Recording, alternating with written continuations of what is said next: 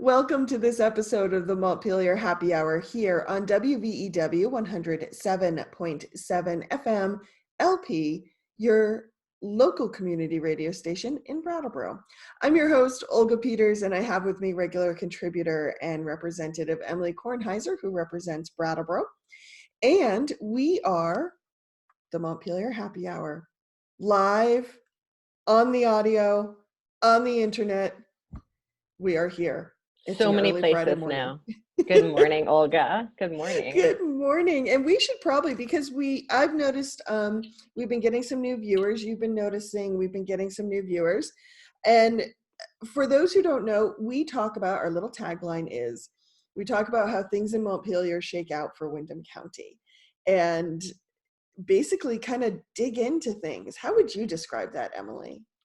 I would say that we like to talk about the story behind the policy. So what are the forces, what policy is being talked about right now, but then what are the sort of larger forces that are shaping that policy, whether that's history or national politics or culture or whatever it is, but really like dig into what are the frameworks that shape the conversations that we're having in Montpelier right now, and how does Windham County shape that, and how does that shape Windham County? Mm-hmm. So we like to dig deep. And so I've been feeling that, in this particular time we're in, there's this urgent need to deliver information to community members. And so we've been, in our last few episodes, really sort of going straight information. And yeah, a lot of our bonus episodes, which I think that's good for the bonus episodes. Me too, but I'm looking forward to going back into the diving because there's a lot to be learned from this time as well. Yes, Yeah. that's my hope. And one thing I was hoping we would do with the happy hour, at least some of these longer ones. Poor Emilie, I'm springing this on her without telling her. It's okay, my tea bag just like fell on my face on live TV, hey. So spring away. We're winging it. Yes. Live. I am so fascinated with how, as we've talked about, COVID is as we say, highlighting the cracks in our systems. And I really want us as a community to recognize that and to say, okay, this is what I'm learning now. And if it was up to me, this is what I would do about that. This is how I would change the system. This is this is the new policy I would implement, that type of thing. Because I felt in myself yesterday, and my poor editorial friends at the Commons, first I went through anger and then I went through understanding. And they got the anger part. You're getting the understanding. Aww. Perfect. Yay. I shifted a little bit and I realized that I'd kind of just lost patience with the crisis mode. And part of that is, the Commons has gone through some financial ups and downs over the years. And what that has taught me about operating in crisis mode is that if you're not careful and if you're not being aware of how you're operating, you can just get into survival mode. And that is a place where there is no creativity. It's just kind of fear-based, survival-based. Yeah. And I don't want us as a community to stay in that place. I mean, and I don't say that to take this crisis lightly. No, the fear is very real and necessary. The fear is real. Yes. The fact that people are dying and more will probably die is extremely real. At the same time, I want us to be able to make this something that benefits us in the long run, rather than just pulls us down into fear and keeps us there. Thank you. I have been thinking on that myself very much. And I think a particularly apt example of it for me is two things. The way our unemployment benefits are about to work is extraordinary. And there's two aspects of it that I'm really struggling with.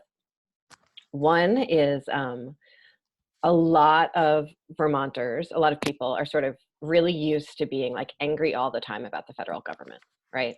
Like very warranted. Very Mm-hmm. warranted anger all the time about the federal government. So I'm seeing people sharing these memes about like what Canada is doing versus the US in this time, and like how all this money is going like to corporations instead of the people and all of these things. But there's a lot of misinformation there, because in fact, our unemployment benefits are about to be an extraordinarily powerful social safety net that will be available for all workers, right? Yeah. And for some people, even more than they were making when they were working.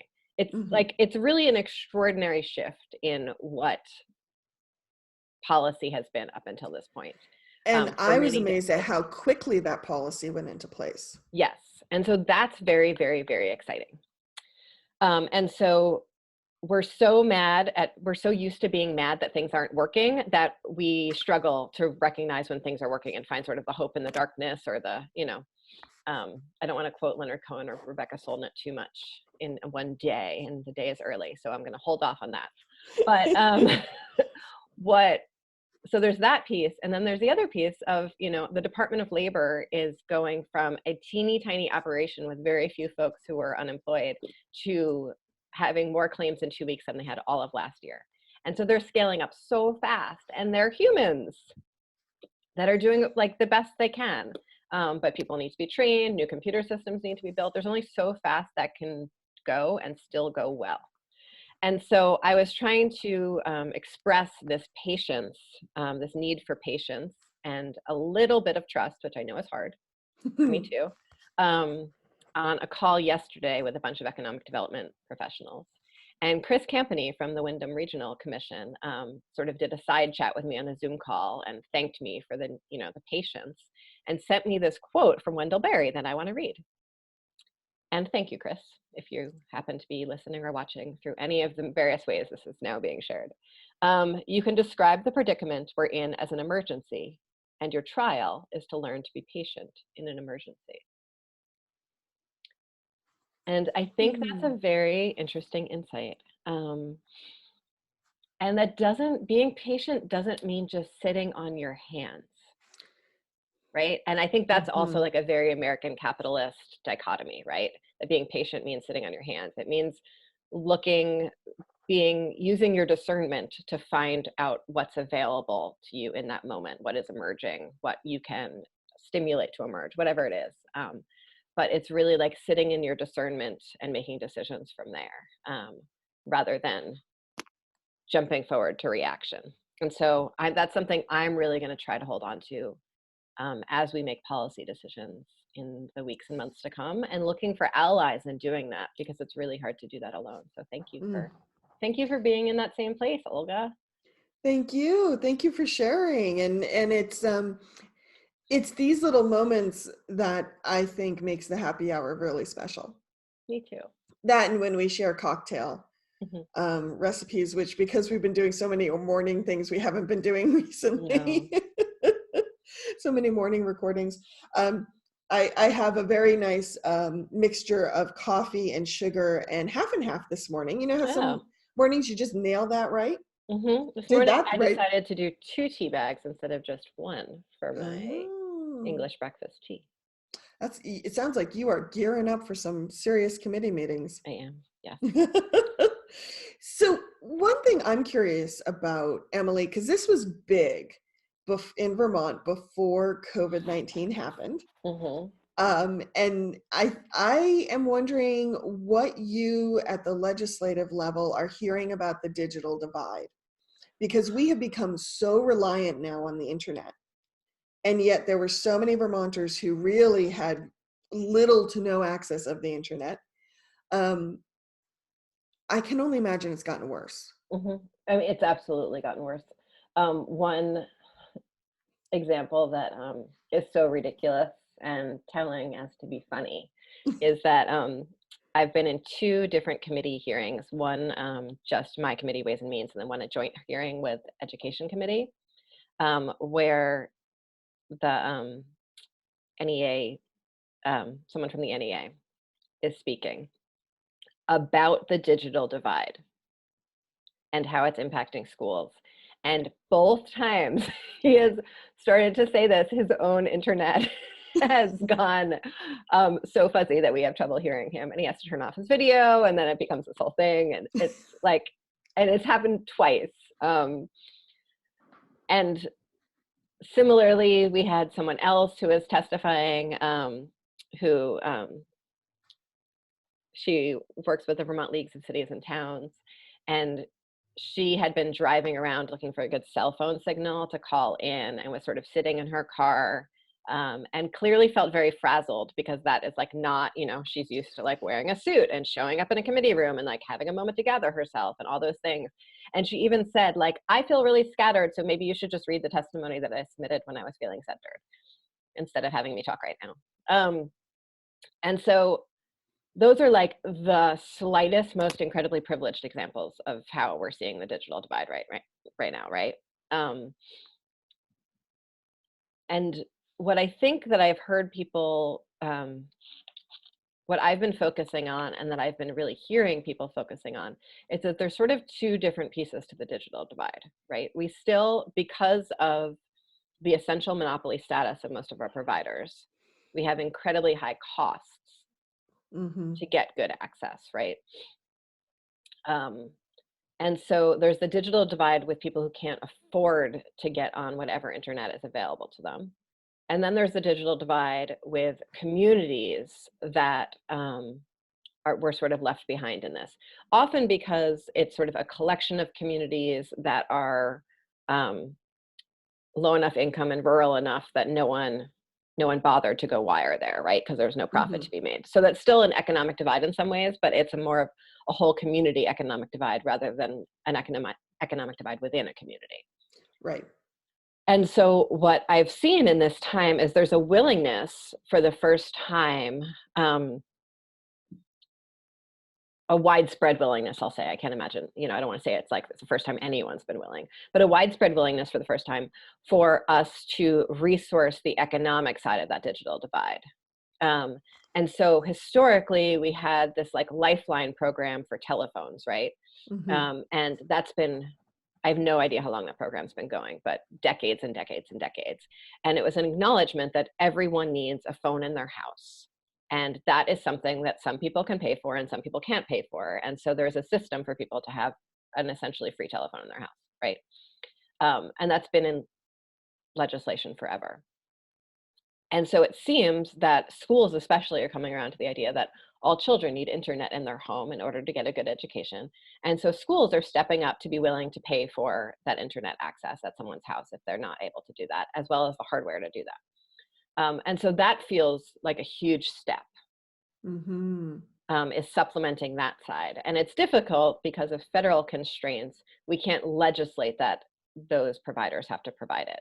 And so we see some providers, because copper sort of landlines are regulated very differently than internet stuff. And we're like federally preempted from doing almost everything with cell phones and internet access, which is sort of a reason for why the 5G debate is more complicated than we're always able to see. But that is a side note. So because we're federally preempted from regulating much of that, our only option is to sort of pour resources into it rather than to try to require corporations to do something specific. And so right now, we see some corporations stepping up into sort of the good neighbor role, right? And so we've seen Comcast offer to double the speed for kids if new people sign up. We've seen something similar for some other corporations. And generally, you know, as someone who used to work in public-private partnerships, corporate social responsibility, you don't do that because you're like a good person, a good citizen. It's not like whatever that what was Google's slogan before? Don't be a jerk, or it was like their corporate slogan for a while. Oh, I don't know. It's like they just got rid of it recently. It wasn't "Don't be a jerk," but it was something like equivalent to that. Which is a good slogan. It's a good corporate slogan. They actually don't have it anymore. They got rid of it. But it's because people see a long-term market interest, right, in the corporate social responsibility. And so if they're bringing on all of these new low-income customers right now who didn't sign up before, those people are going to be locked into those contracts, essentially. It's very, you know, or people just tend to not remember to step out of their contracts when the financial incentive is gone. And so we're seeing that, but there's no, we have no ability on the state level to sort of, or very limited ability on the state level to require the kinds of regulation that we would need to sort of maintain that piece of the pie for low-income folks.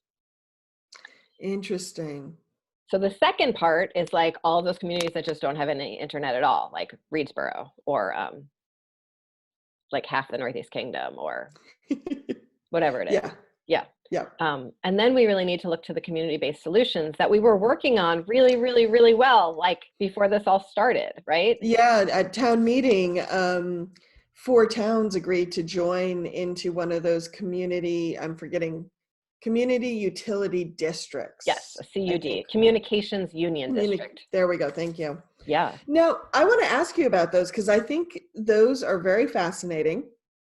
They grew out of legislation that was passed last session.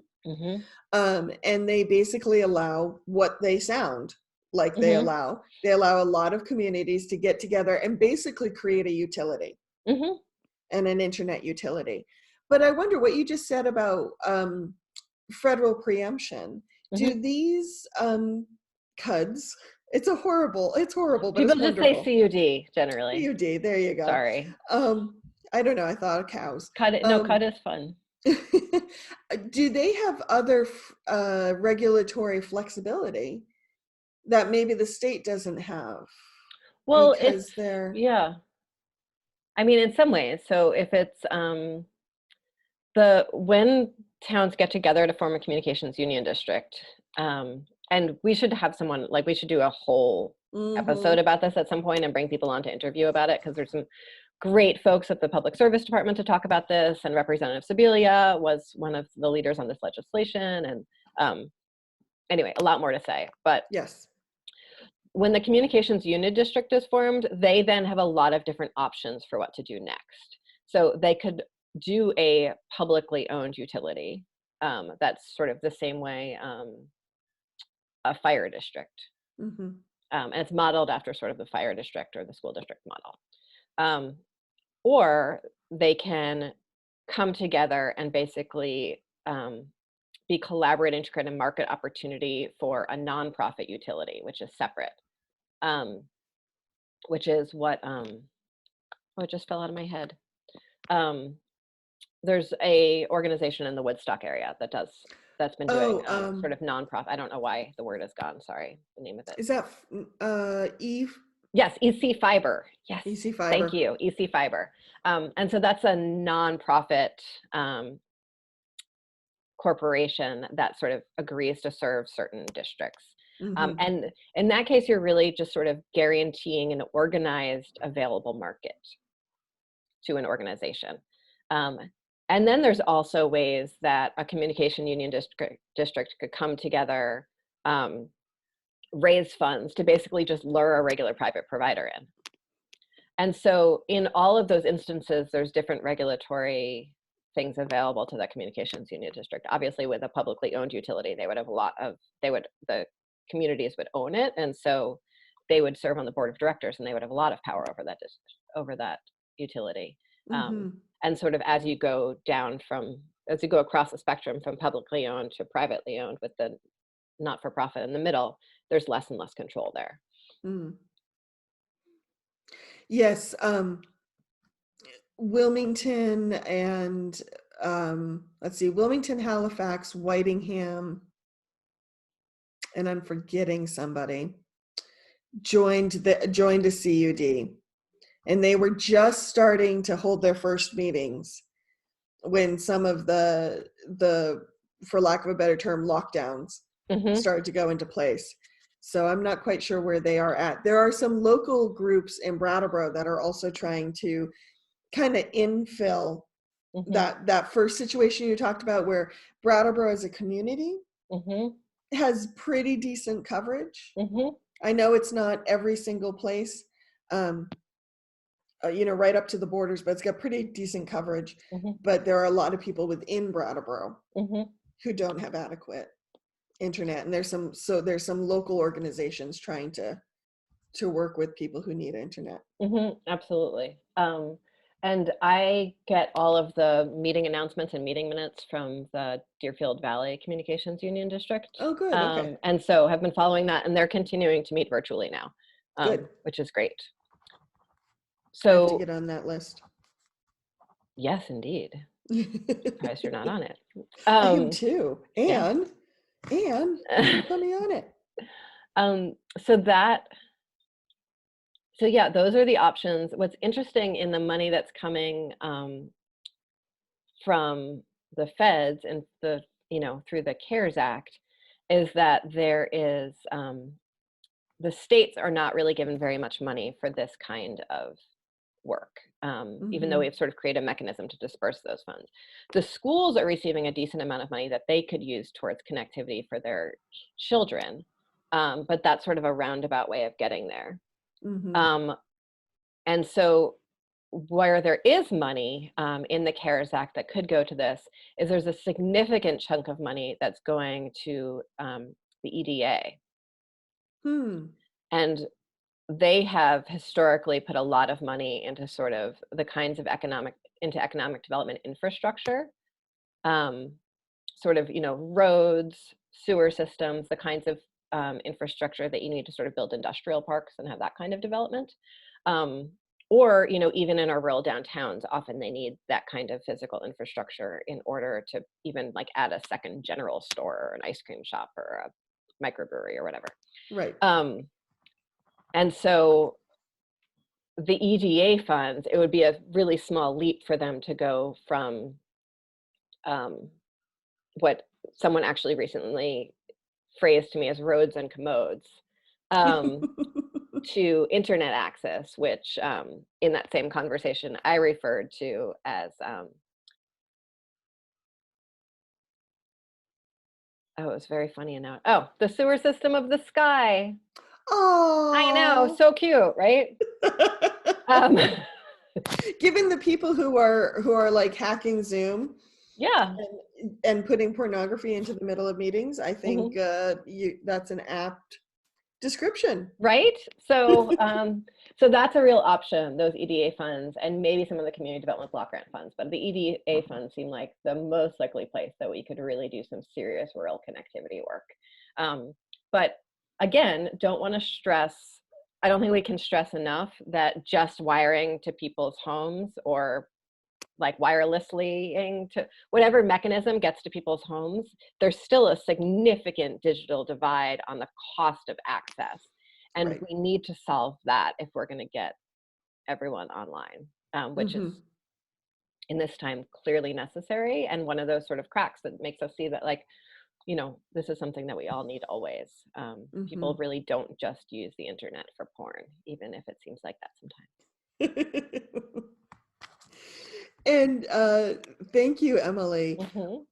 This reminds me, talking about cost, some conversations have risen to the surface about quote unquote hazard pay. Can you go into that? What does that mean? Yeah, I mean, so I think it's actually an interesting connection to the digital divide, because what we see right now is folks are economically in one of three positions. And I know that I'm never supposed to start any sentence or paragraph with a number, because I always wind up with a different amount of ideas by the time I'm done talking. But we won't hold you to it. Please don't. Terrible habit. So we have folks who have the economic privilege to be able to work from home, right?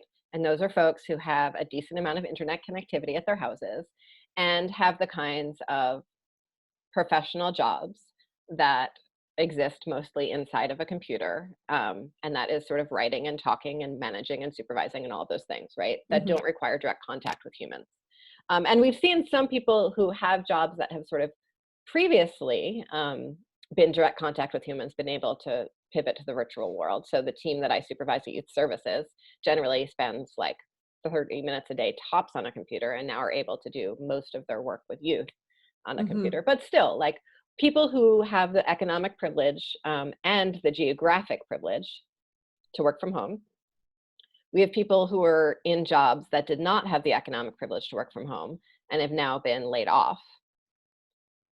And then we have a third category of folks who are considered essential workers, who are still out in the world amidst the contagion, caring for people. Mm-hmm. And the caring for people takes a few forms, right? So there's the traditional caring professions of nursing and doctoring and all the medical things. But it's the frontline workers. We've seen a lot of doctors move towards telemedicine, right? Mm-hmm. And so the frontline medical workers are the ones who are out in the world right now. Frontline social workers, folks who really are working in residential facilities, and folks who are living in residential facilities, Mm-hmm. those folks. And then people who make sure that we eat or are safe, right? Mm-hmm. And so, people who work in grocery stores, people who produce food, farmers, food manufacturers, etc. Yep. I would also add people who transport everything that we need right now to Yes. eat or Yeah. And so in a few of those professions, healthcare, social work, etc., we tend to have they tend to be unionized professions, and they tend to already be in conversations with management about working conditions. Mm-hmm. And in some ways, a lot of those folks have already signed up for slightly dangerous working conditions, right? So if you're working in a residential facility, you've often sort of already agreed that there might sometimes be violence in your workplace and that there are mechanisms in place for you to be safe in that circumstance. Mm-hmm. Or in sort of direct healthcare, that there will be sick people and there are mechanisms in place to sanitize, right? And unions have sort of a long history of being in that conversation with management around safe working conditions. It's something that VSEA is always talking about, especially. Mm-hmm. And then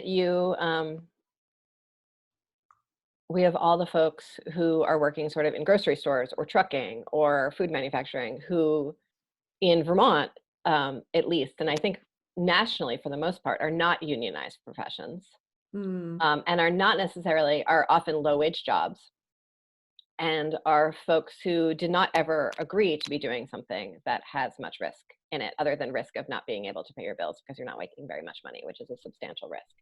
And Right. so those folks are still working because they need to pay their bills, Mm-hmm. but did not necessarily sign up for the level of intensity that they're facing right now in their jobs. And so there are some rude shoppers out there right now. I know. I went to the grocery store for the first time in a couple weeks yesterday. Mm-hmm. Me It too. was a really interesting, it was really sad. It was. I have a friend who works at a local grocery store, and I went to her checkout specifically because I wanted to say hi and see how she was doing. And I have never seen her look so tired. Yeah. Just like that bone drained. She could curl up in bed and probably sleep for like a month. Yeah. That kind of like just weary tired. And she's like, she's like, personalities are losing it these days. And she says, and I'm getting it all. Yeah, it was really, my heart. I know. It's really like, yeah. And that's just the emotional labor of working in a grocery store, which is there like in the best of times too. Like people are jerks to clerks, right? And to wait staff and like food service. When I was shopping yesterday, and I will admit I'm one of those people who really enjoys the social interaction of the grocery store. Like the chatting with people in the aisles about the jam, and like I love it. I love going grocery shopping. I love talking to people at the grocery store. I love the fact that like, even every single person I have to like stop and talk politics with in addition to the jam, just like one of my favorite things to do. And I know that that's not entirely normal, and that's okay.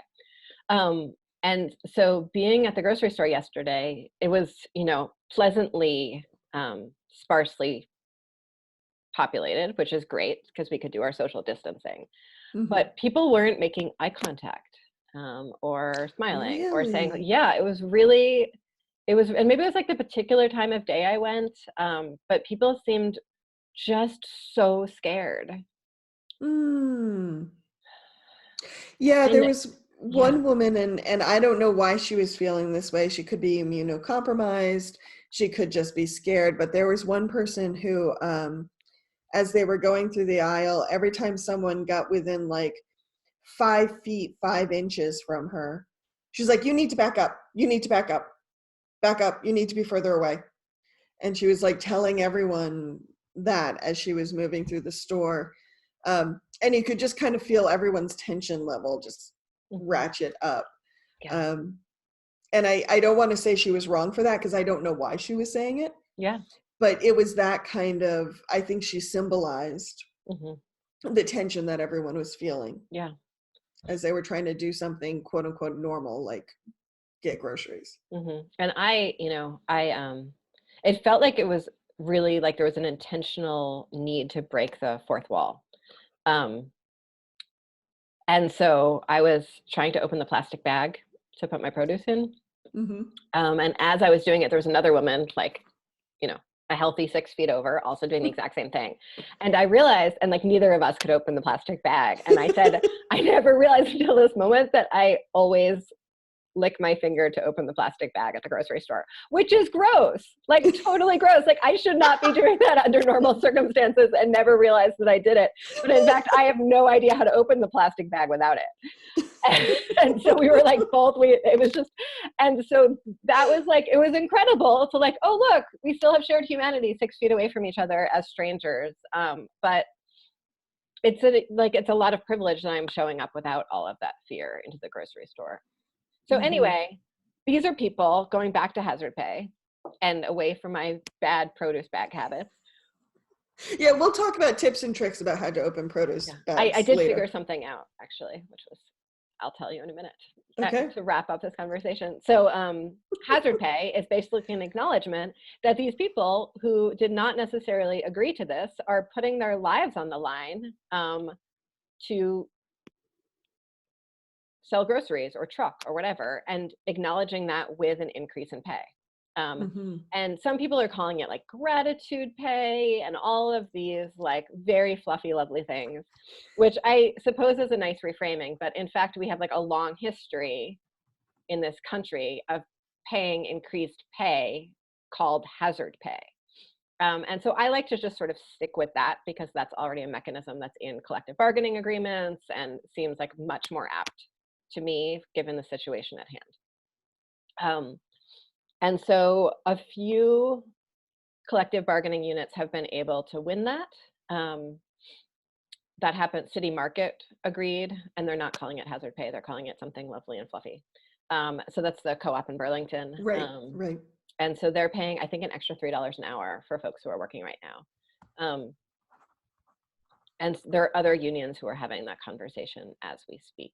Mm-hmm. But for folks who are not unionized, which is the majority of workers in Vermont, it's really hard to be in the power position to do that. And so nationally, we're seeing these really like spontaneous collective strikes. Amazon workers who are not getting hazard Right. pay. What's that grocery, Instacart? That's what it's Mm-hmm. called. That's one of those places where the future is not in Vermont, and I don't know the words for it. Nope. So which actually there is Instacart in Vermont, but like all these people who have very few labor rights because they're considered independent contractors or because they're working for an enormous corporation like Amazon, are doing these really amazing spontaneous strikes to ask for hazard pay in those jobs too. So they're kind of utilizing some of the union tools, even if they are not unionized. Yes, which is it's really exciting. Now, some of the stimulus that's coming from the federal government, can Vermont take any of that and put it towards something like hazard pay, or is that really the responsibility of the employer? So there are different mechanisms. So it's the responsibility of the employer to pay someone. Mm-hmm. But there are different ways we could do it. So for, say, designated agencies or a Medicaid billing or anyone who's in state contract with the state of, anyone who's in a contract with the state of Vermont, could hypothetically negotiate with the Agency of Human Services or whomever else to say, we need to pay more in this time. Can our contract be increased to cover hazard pay? Okay. That's sort of an available conversation. Where that conversation would go, we were planning to talk about the budget for a few minutes as we wrap up. And then for private companies who are paying hazard pay, there are sort of, a lot of mechanisms available for loans to cover increased costs during this time or decreased revenue. So that would be a place where someone might access additional funding to pay hazard pay. And there's a lot of flexibility around healthcare and healthcare costs right now in the CARES Act and then in the legislation that the state of Vermont passed. Okay.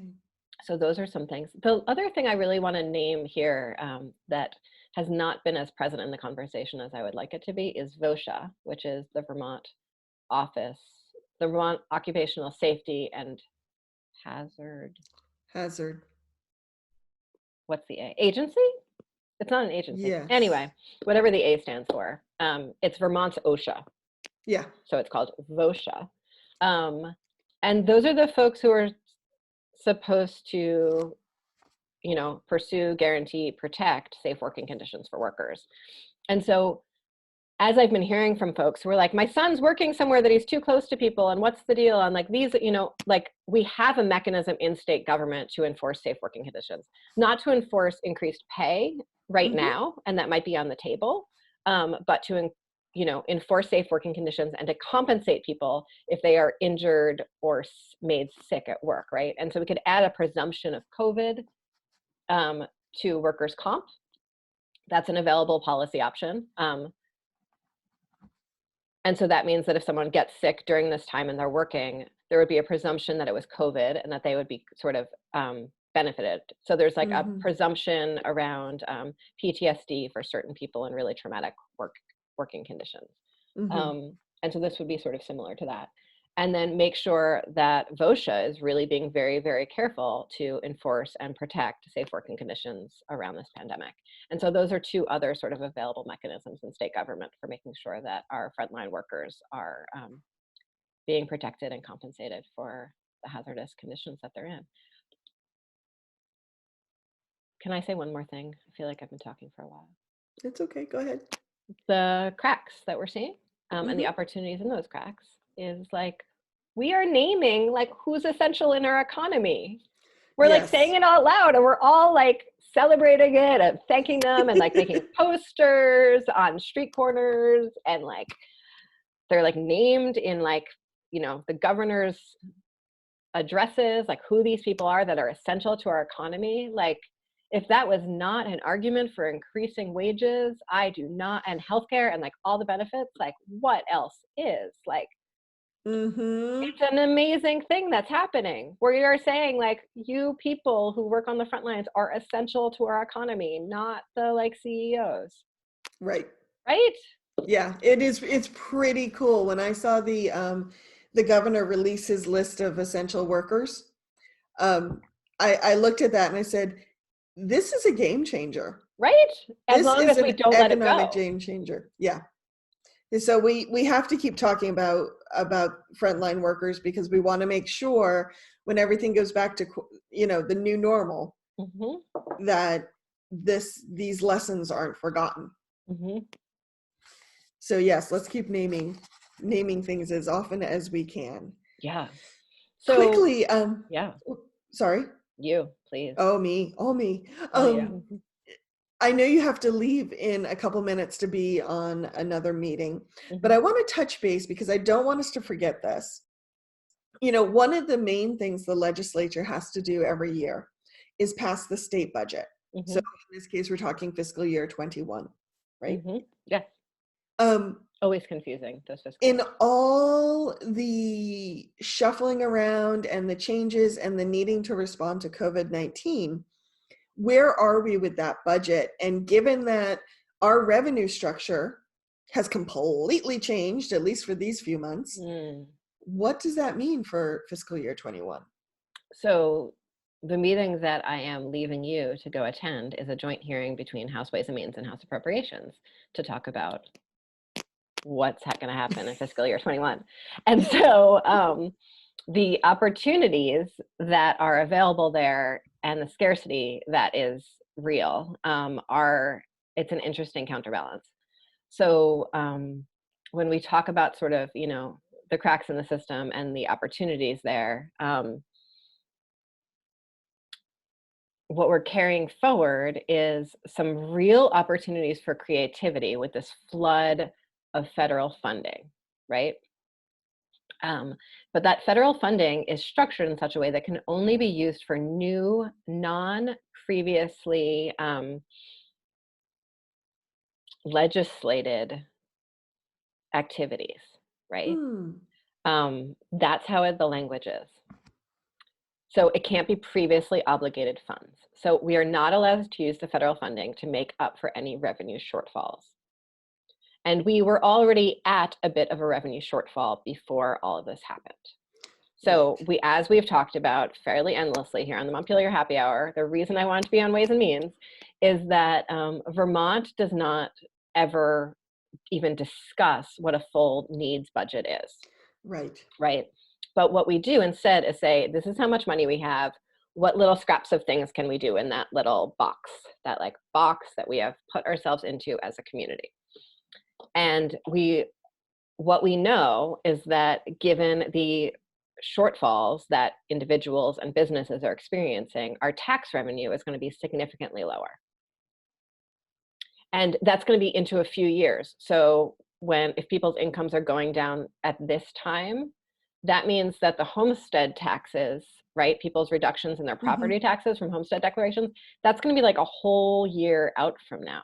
So we're going to be experiencing, and then there's meals and rooms taxes going down, some sales taxes going down, right, as well as income taxes going down. And so as we experience this revenue shortfall, it's not just a temporary revenue shortfall, even though people might be experiencing a shorter income shortfall.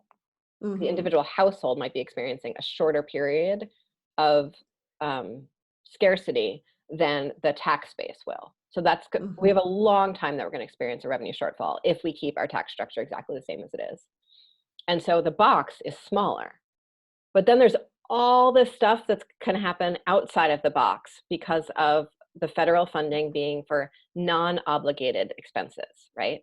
And so that's going to be a really interesting thing to balance. So we're going to need, if we don't do something about the particular way that revenues flow in, to compensate for the ways that certain of our streams are going down, we're going to have to really shrink the box for what state services are. But we have this opportunity to add on all these new things. And so it could be a time of really intense creative energy and really rethinking how our communities function, how our state functions, what we prioritize, and or a time of real deep scarcity and tightening that we've been sort of heading towards for a very long time. So that would not be a change, that would not be an interruption, it would not be a disruption, it would just be more of the same sort of descent into scarcity, scarcity, scarcity, scarcity, scarcity. And I don't think many of us and many of our institutions have much more to cut at this point. No, we've kind of, a lot of us have cut as far as we can cut. Yes. It's no longer one of those, oh, just don't buy that latte once a week. We've passed that. No. Yeah.